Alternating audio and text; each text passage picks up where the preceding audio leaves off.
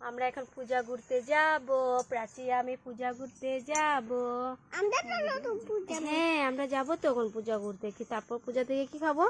প্রসাদ খাবো, আর খিচুড়ি খাবো, লাবড়া খাবো, পায়েস খাবো, তারপর হ্যাঁ